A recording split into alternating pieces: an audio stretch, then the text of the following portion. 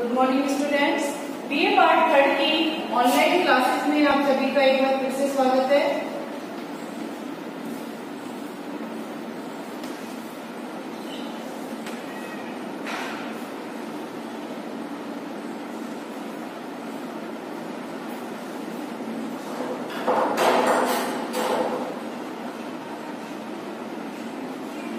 Political science की आपकी class है और हम पढ़ रहे थे प्लेटो।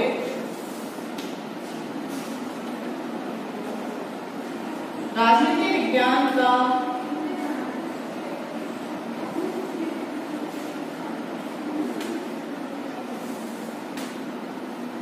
प्लेटो राजनीति विज्ञान जो आपके ये सब्जेक्ट है, इसका जो फर्स्ट पेपर है फाइनल ईयर में, जो पाश्चात्य राजनीतिक विचारक है, रिप्रेजेंटेटिव पॉलिटिकल थिंकर्स, जो आपका थर्ड पेपर है, आप सभी ने उसकी बुक परचेज कर ली होगी। मैंने आपको राइटर का नाम भी बताया था, बीएल पढ़िया इसके राइटर हैं, उनकी अच्छी बुक है। आप चाहे तो उसे फाइनल ईयर के स्टूडेंट्स उसे परचेज भी कर सकते हैं।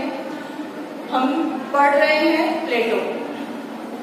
जैसा कि आप सभी को पता है, प्लेटो जो विचारक थे वो प्राचीन यूनान में उनका जन्म हुआ था। एथेंस और स्पार्टा यूनान के दो नगर राज्य थे, उनका बहुत ज्यादा प्रभाव जो है वो प्लेटो के ऊपर पड़ा था। वहां की एथेंस और स्पार्टा की जो राजनीतिक व्यवस्था है, सामाजिक व्यवस्था है, जो वहां पर राजनीतिक गतिविधियां हो रही थी, जो विचार उत्पन्न हो रहे थे, उन सभी का भी प्लेटो के मस्तिष्क पर बहुत गहरा प्रभाव पड़ा। उन्होंने देखा कि एथेंस का जो राजा था वो इस काबिल नहीं था कि वो एथेंस की रक्षा कर सके, इसीलिए स्पार्टा जैसे नगर राज्य ने एथेंस को कई बार युद्ध में हरा दिया। इसीलिए प्लेटो ने ये सुझाव दिया अपने विचारों के माध्यम से कि एक राजा को दार्शनिक राजा होना चाहिए, एक राजा को आइडल राजा होना चाहिए, ऐसा राजा जिसके अंदर सभी गुण मौजूद हो, साथ ही उसे प्रजा की रक्षा करना भी आए। ऐसा राजा जो दूसरों की बातों में आकर के और अपने राज्य का नाश कर लेता है, ऐसा राजा जो कायर है, ऐसा राजा जो भोग विलास में लिप्त है, ऐसे राजा को राज्य का कार्यभार नहीं देना चाहिए। उन्हें एक सुदृढ़ और एक समझदार राजा की आवश्यकता थी। इसके लिए हमने पढ़ा था प्लेटो का दार्शनिक राजा। प्लेटो के दार्शनिक राजा को हमने शुरू में पढ़ा, उसमें हमने देखा कि एक अच्छे दार्शनिक राजा में कौन कौन से गुण होने चाहिए, कौन कौन से उसके कार्य और कर्तव्य होने चाहिए, और इसी दार्शनिक राजा को प्लेटो ने समझाने के लिए, बनाने के लिए कि किस तरह से दार्शनिक राजा का निर्माण होगा, उसके लिए उसने अपनी शिक्षा व्यवस्था के बारे में बताया। वो भी हम अपनी लास्ट क्लास में पढ़ चुके हैं, प्लेटो की शिक्षा व्यवस्था, जिसमें उसने प्लेटो की जो शिक्षा व्यवस्था थी उसका मुख्य उद्देश्य उसने बताया था दार्शनिक राजा का निर्माण करना। उसके पूरे जो प्लेटो का जो पूरा सिद्धांत है, पूरी थ्योरी जो है उसकी, वो सिर्फ राजा के ही, दार्शनिक राजा के ही इर्द गिर्द घूमती है। चाहे उसका न्याय हो, चाहे प्लेटो का साम्यवाद हो, चाहे प्लेटो का दार्शनिक राजा हो, चाहे प्लेटो की शिक्षा व्यवस्था हो, सबका उद्देश्य एक अच्छे राजा का, एक अच्छे दार्शनिक राजा का निर्माण करना है। तो आज हम पढ़ेंगे प्लेटो का साम्यवाद।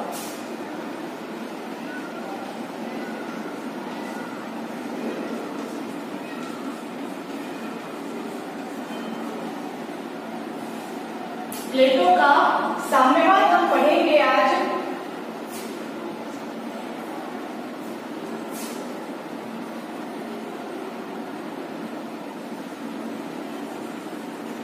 कम्युनिज्म।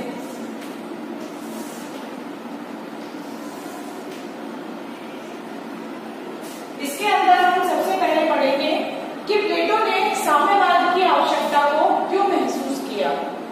साम्यवाद की आवश्यकता को प्लेटो ने इसीलिए महसूस किया कि वो चाहता था कि जो राजा है वो हर तरह की भोग विलास, चाहे वो परिवार हो, चाहे वो संपत्ति हो, सबसे दूर रहे, और एक अच्छे राज्य के संचालन के लिए उसका संपूर्ण जो ध्यान है, उसका पूरा जो ध्यान है वो केंद्रित होगा राज्य के ऊपर। और एक ऐसे राजा के ही निर्माण के लिए प्लेटो ने साम्यवादी व्यवस्था को बताया।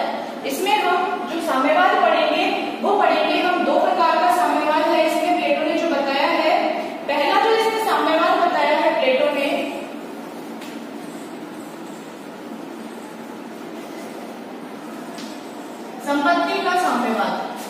संपत्ति विषयक साम्यवाद।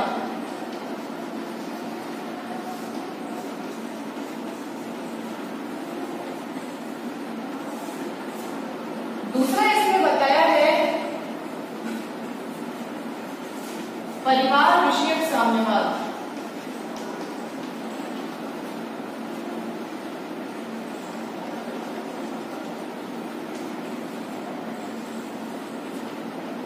पहला है संपत्ति का साम्यवाद, दूसरा है परिवार विषयक साम्यवाद। आप इसे नोट करते चले साथ ही साथ कि प्लेटो ने किस तरह से साम्यवाद को बताया है। प्लेटो का जो साम्यवाद है वो व्यक्तिगत संपत्ति और पारिवारिक जीवन पर प्रहार करता है। व्यक्तिगत संपत्ति और पारिवारिक जीवन पर प्रहार करता है।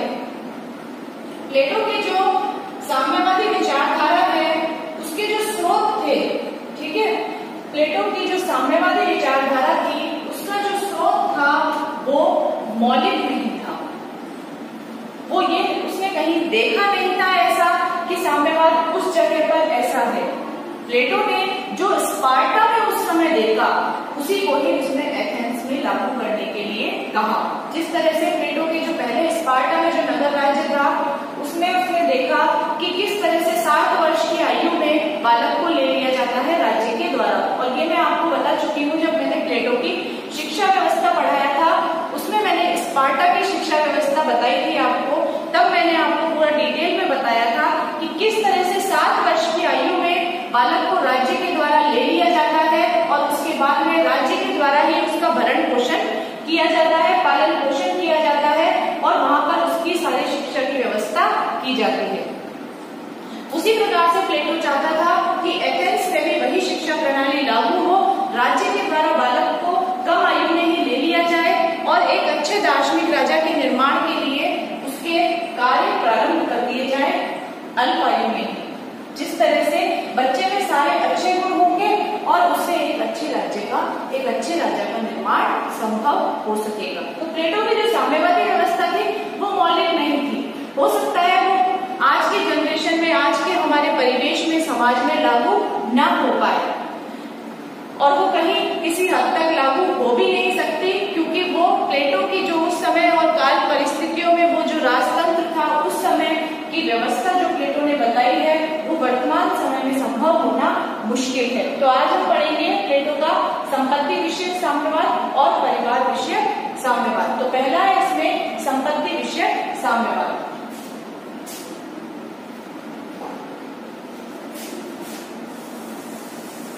संपत्ति को लेकर प्लेटो ने अपने विचार दिए हैं कि जो संपत्ति होती है वो सिर्फ भोग विलास का कारण होती है। संपत्ति जो है वो व्यक्ति में अवगुणों को भी जन्म दे सकती है भोग विलास के माध्यम से। तो प्लेटो ने ये सुझाव दिया कि जो संरक्षक वर्ग है,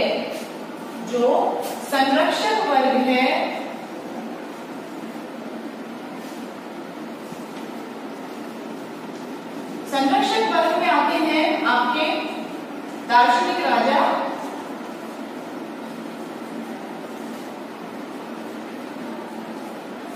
और सैनिक।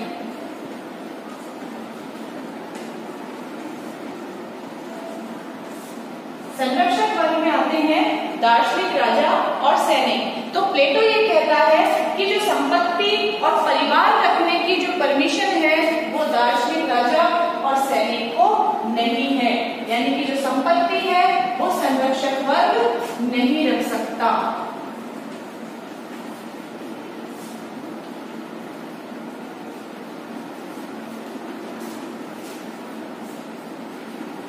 सैनिक और दार्शनिक राजा का कोई परिवार और कोई संपत्ति नहीं होती है। प्रजा ही उनकी संपत्ति है, प्रजा ही उनका परिवार है और पूरा राज्य उनकी संपत्ति के रूप में ही माना जाता है। ऐसा इसीलिए भी उसने कहा है कि राजा भोग विलासपूर्ण नहीं होगा, राजा के मन में ऐसे विचार नहीं आएंगे कि वो संपत्ति को एकत्रित करे। इसलिए प्लेटो ने ये व्यवस्था बताई है कि संपत्ति संरक्षक वर्ग यानी कि दार्शनिक राजा और सैनिक वर्ग के लिए नहीं बनी है। ये संपत्ति को नहीं रख सकते हैं, संपत्ति सिर्फ रखेगा उत्पादक वर्ग। उत्पादक वर्ग संपत्ति रख सकते हैं। संपत्ति व परिवार रख सकते हैं।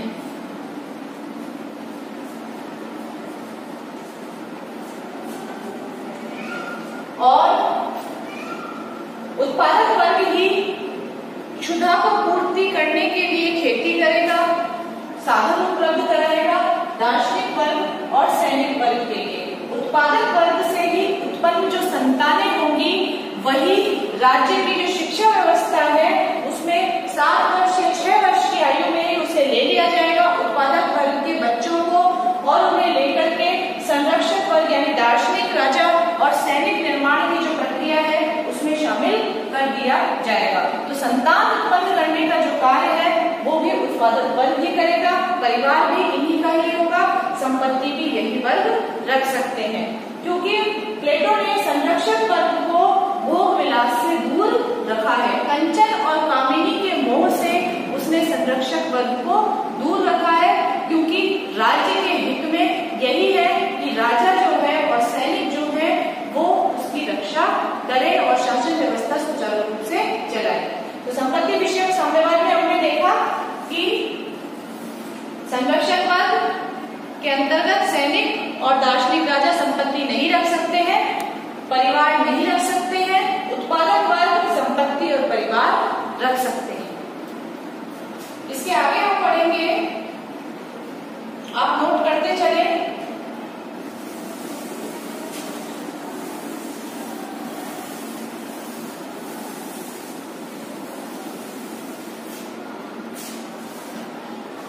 इसके आगे हम पढ़ेंगे संपत्ति विषयक साम्यवाद की विशेषताएं।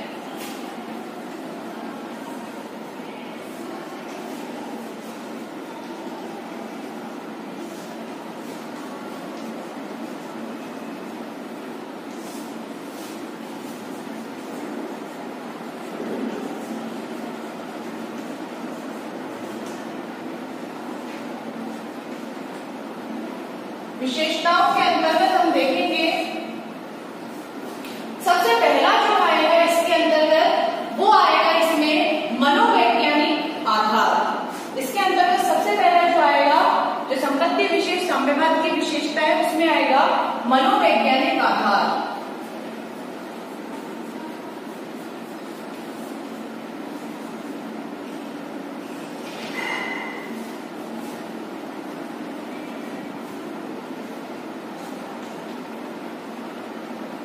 आप नोट कर लें इसे। मनोवैज्ञानिक आधार के अंतर्गत प्लेटो ने बताया है कि प्लेटो आत्मा के 3 तत्व या विशेष गुण मानता है। प्लेटो जो है वो आत्मा के 3 तत्व या विशेष गुण मानता है। कौन कौन से है वो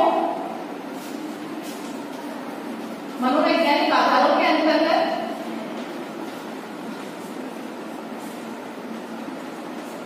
आत्मा के 3 तत्व है विवेक, शौर्य और शुद्धा।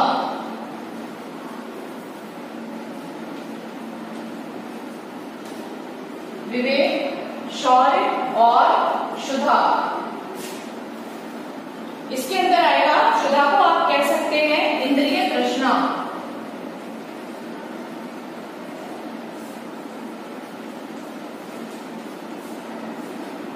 हमारी जो इंद्रियां हैं 5 इंद्रियां जो आप जानते हैं, तो इसने आत्मा के 3 तत्व बताए हैं प्लेटो ने, विवेक, शौर्य, शुद्धा यानी इंद्रिय तृष्णा। तो विवेक से यहाँ पर उसका तात्पर्य है दार्शनिक राजा। विवेक से तात्पर्य है दार्शनिक राजा, शौर्य से तात्पर्य है उसका सैनिक, और शुद्धा इंद्रिय तृष्णा से तात्पर्य है उत्पादक वर्ग। उत्पादक वर्ग। तो प्लेटो का जो मनोवैज्ञानिक आधार है संपत्ति के साम्यवाद को लेकर, तो उसका ये मानना है कि राजा को जो है, दार्शनिक राजा को, वो सिर्फ विवेक की आवश्यकता है। ये एक मनोवैज्ञानिक आधार है, एक नॉर्मल बात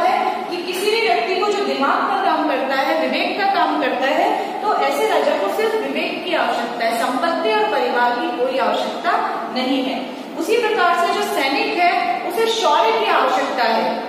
सैनिक का संबंध जो है यहाँ शौर्य से है कि उसकी भुजाओं में बल होना चाहिए जिससे वो प्रजा की रक्षा कर सके, संपत्ति और परिवार से नहीं। उत्पादक वर्ग जो है उसका संबंध होता है क्षुधा पूर्ति से, यानी इंद्रिय तृष्णा। तो उत्पादक वर्ग जो है उसी भी ये हक है कि वो संपत्ति और परिवार रख सकता है। तो देखिए मनोवैज्ञानिक आधार है कि जिस व्यक्ति को जिस चीज की आवश्यकता है उसे वही चीज उपलब्ध करानी चाहिए। अगर राजा के पास संपत्ति होगी तो उसके मन में लालच आ जाएगा, भोग विलास की लालसा उत्पन्न होगी और वो अपने परिवार पर पूरा ध्यान केंद्रित कर लेगा, राज्य के ऊपर अपना ध्यान केंद्रित नहीं कर पाएगा। इसलिए ये मनोवैज्ञानिक आधार है कि राजा के पास संपत्ति नहीं होनी चाहिए। अगला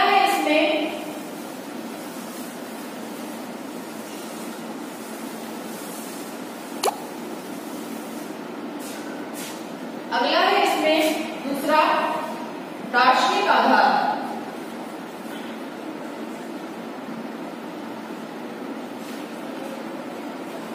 दार्शनिक आधार, जैसा कि आप सभी जानते हैं कि दार्शनिक आधार से यहाँ पर मतलब है कि किस तरह से एक व्यक्ति जिसका कार्य जो है महत्वपूर्ण कार्य शासन करना है और वो राजा है, राजा का जो काम है वो शासन करना है, और कैसे अगर उसे संपत्ति दे दी जाएगी तो उसका ध्यान भटक सकता है और वो किसी दूसरे कार्य में लिप्त हो सकता है। तो जिस व्यक्ति को जो कार्य सौंपा जाए उसे वही कार्य करना चाहिए। जैसे राजा का कार्य है प्रजा की रक्षा करना, प्रजा की सेवा करना, तो उसे संपत्ति और परिवार की कोई आवश्यकता नहीं है। ये एक दार्शनिक आधार है। और सैनिक का जो कार्य है वो सेवा करना है, रक्षा करना है, अस्त्र शस्त्र चलाने हैं, तो इसमें भी उसे संपत्ति और परिवार की कोई आवश्यकता नहीं है। तो ये दार्शनिक आधार है कि जिस व्यक्ति का जो काम है उसे वही कार्य करना चाहिए। अगला है इसमें जो तीसरा पॉइंट आपके हम जान रहे हैं वो है नैतिक आधार। नैतिक आधार के अंतर्गत ये नैतिकता की बात की है कि समाज का जो वर्ग जिस कार्य को करे उससे संबंधित ही उसके पास वस्तुओं को उपलब्ध होना चाहिए। जैसे कि आपको मैंने पहले ही बताया, प्लेटो के न्याय में भी ये बात बताई गई है कि जो राजा है उसे विवेक चाहिए, यानी बुद्धि। जो सैनिक है उसे शौर्य चाहिए,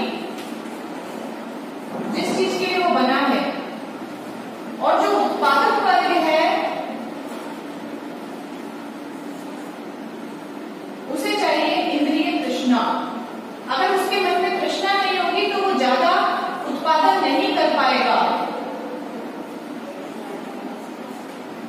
तो यहाँ पर प्लेटो का न्याय भी यही कहता है, यही प्लेटो का न्याय है कि जो वर्ग समाज में जिस कार्य के लिए आया है उसे वही कार्य करना होगा, और समाज का प्रत्येक वर्ग अपना अपना कार्य करे तो पूरी व्यवस्था सुचारू रूप से चली रहेगी। ये नैतिक आधार है समाज के निर्माण का। राजा प्रजा की रक्षा करे, शासन संचालन सुव्यवस्थित तरीके से करे, सैनिक प्रजा की बाहरी आक्रमण से रक्षा करे, और उत्पादक वर्ग जो है वो सबकी क्षुधा पूर्ति के लिए, पेट भरने के लिए धान का उत्पादन करे। तो इसमें ये था नैतिक आधार। चौथा है व्यवहारिक आधार।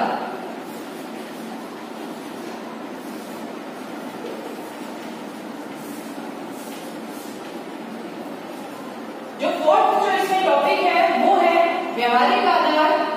इसमें बताया है कि राज्य की राजनीतिक व आर्थिक शक्ति का, राज्य की जो राजनीतिक और आर्थिक शक्ति है वो अगर समाज में एक ही व्यक्ति के हाथ में आ जाए, और वो एक व्यक्ति कौन होगा?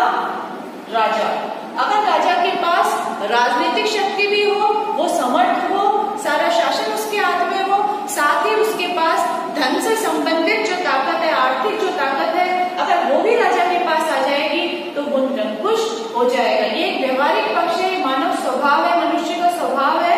अगर उसके पास ताकत आ जाती है तो वो उसका दुरुपयोग भी कर सकता है। इसीलिए प्लेटो ने राजा को और सैनिक को, जो संरक्षक वर्ग है, उन्हें संपत्ति और परिवार से मुक्त रखा है, संपत्ति और परिवार विहीन उत्पादक वर्ग को ही व्यवहारिक रूप में परिवार और संपत्ति रखने की परमिशन दी है। तो ये इसका एक व्यवहारिक आधार था। अगला है इसमें राजनीतिक आधार। पांचवा है राजनीतिक आधार। आप इन्हें नोट करते चले बीच बीच में।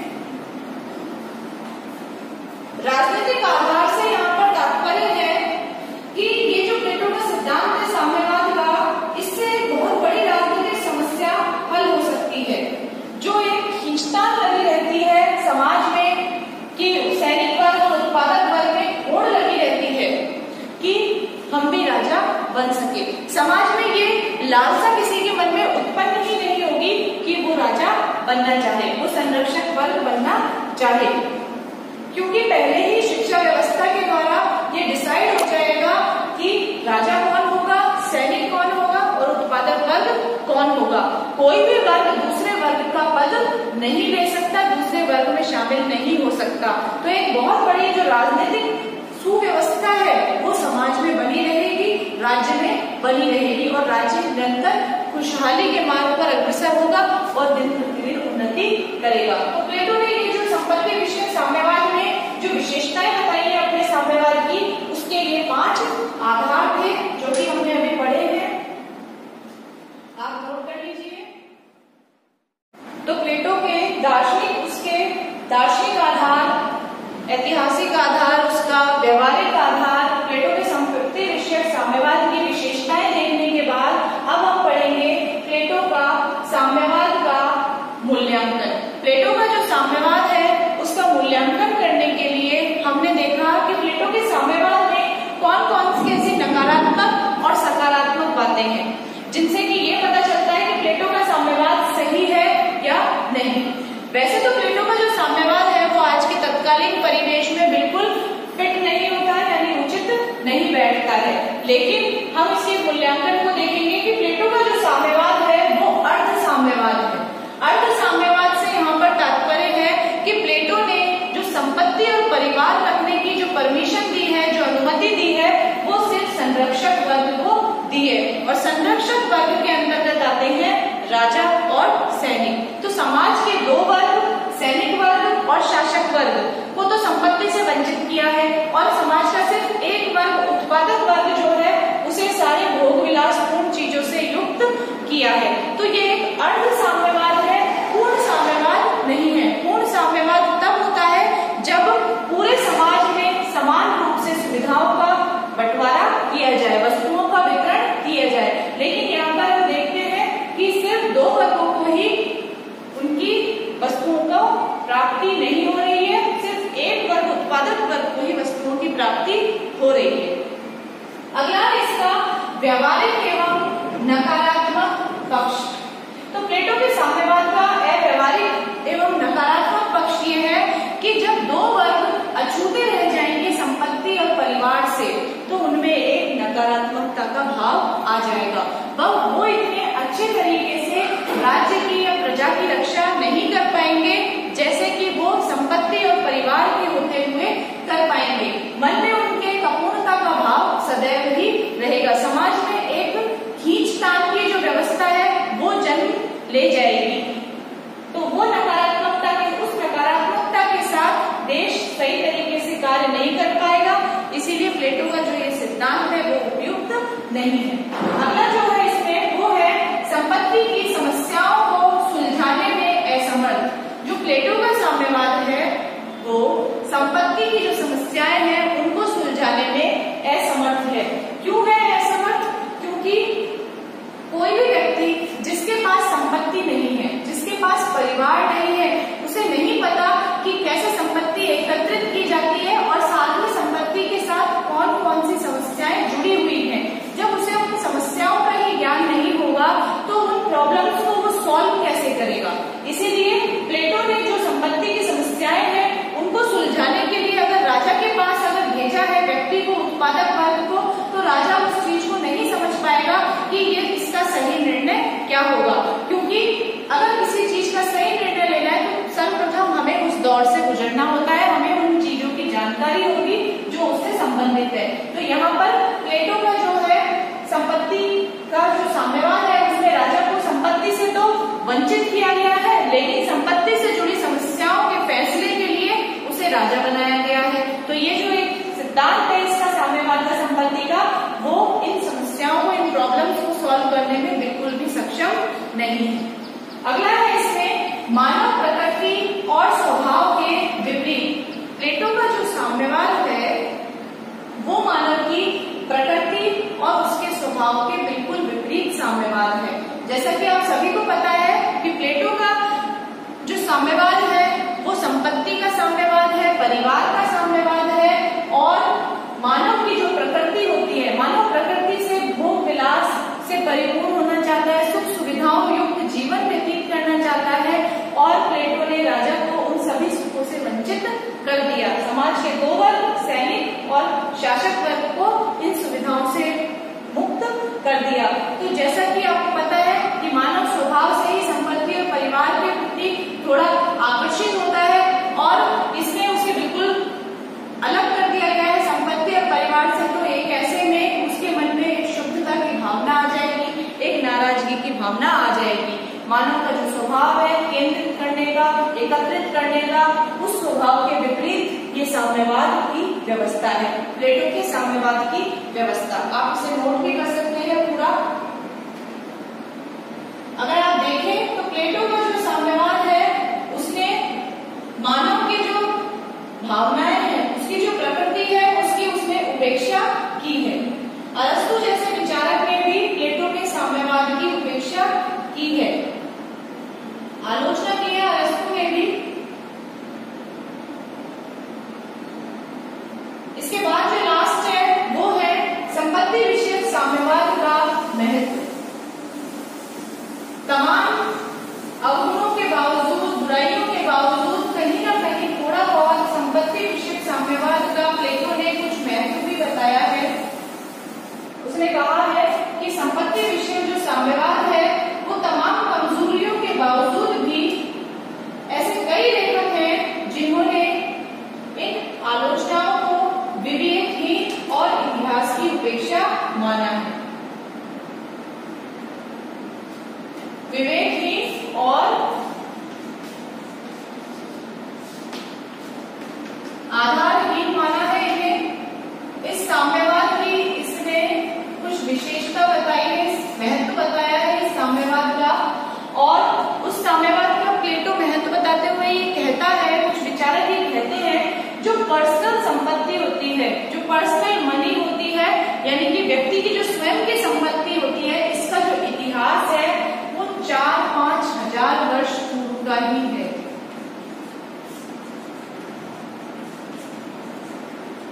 4-5 हजार वर्ष पूर्व का ही है।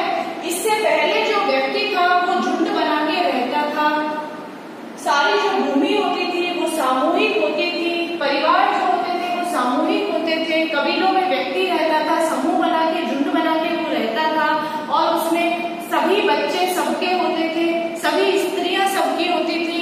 उसमें अपना तेरे मेरे की जो भावना है वो नहीं होती थी। जो भी पेट भरने के लिए मिलता था सब मिल बांट करके खा लेते थे। सामूहिक रूप से सामूहिक जमीन पर ही खेती बाड़ी किया करते थे, और उससे उत्पन्न जो धान होता था उसी से वो सभी का पेट भरा करते थे। तो जब इसका महत्व ये है कि जब 4-5 हजार वर्ष पूर्व भी मानव ऐसे समाज में रह सकता है, तो क्या संपत्ति विषयक साम्यवाद के द्वारा प्लेटो ये चाहता है, क्या हम आज के समाज में हम ऐसे नहीं रह सकते? प्लेटो अपने राज्य में इस तरह की साम्यवादी व्यवस्था को चाहता था, संपत्ति संबंधी साम्यवाद को चाहता था। वो कहता था कि जब पहले शासक वर्ग और सैनिक वर्ग रह सकते थे बिना संपत्ति के, तो क्या एथेंस में इस तरह से राजा, दार्शनिक राजा जो है वो बिना संपत्ति और परिवार के नहीं रह सकते? तो ये प्लेटो के जो साम्यवाद है उसका महत्व है तमाम बुराइयों के बावजूद भी, और ये जो साम्यवाद है वो आर्थिक और राजनीतिक सत्ता के केंद्रीकरण से भी बचाता है। आर्थिक व राजनीतिक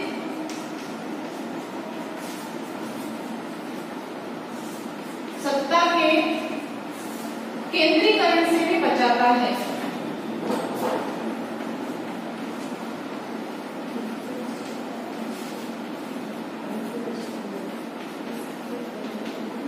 केंद्रीकरण से कैसे बचाता है कि आर्थिक और राजनीतिक सत्ता जो है वो किसी एक व्यक्ति के हाथों में नहीं रहती है, किसी एक राजा के हाथ में नहीं रहती है कि वो आर्थिक रूप से भी एक ही व्यक्ति के हाथ में हो और राजनीतिक रूप से भी सत्ता एक ही व्यक्ति के हाथ में हो।